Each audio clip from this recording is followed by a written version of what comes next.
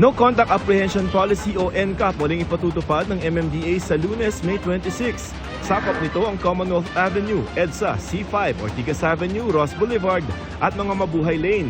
Ayon sa MMDA, malinaw ang kanilang mga CCTV at pwedeng i-zoom in ang mga makikitang lalabag sa batas trapiko, pati plate number ng sasakyan. Basically, yung mga violations po instead na physically i-apprehend ng ating enforcers, ay CCTV cameras na po ang huhuli.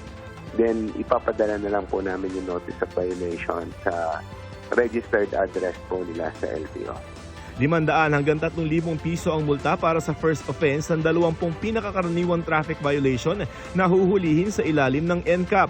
Tulad ng hindi paggamit ng seatbelt o helmet, illegal parking, reckless driving, counterflow, overspeeding at iba pa. Pwede naman daw i-contest o ireklamo kung hindi naman ikaw ang may dala ng nahuling sasakyan. 17 milyong overvotes para sa mga senador sa nakaraang eleksyon ay dineklarang invalid ayon sa COMELEC.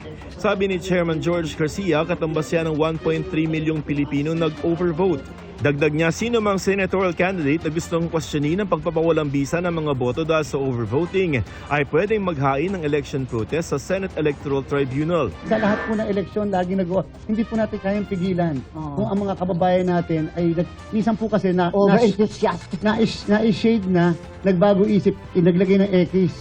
Kasi po nagbago isip, pero yun nga po, touch move po Pero kasi.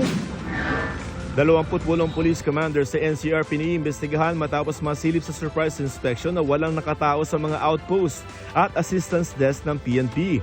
2 araw na nagmasid ang mga undercover operative mula sa NCR Police Office.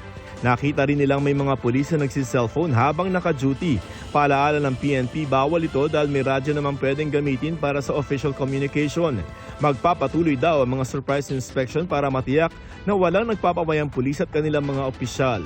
Para sa GMA Integrated News, ako si Joseph Morong, ang inyong saksi. Mga kapuso, maging una sa saksi. Mag-subscribe sa GMA Integrated News sa YouTube para sa iba't ibang balita.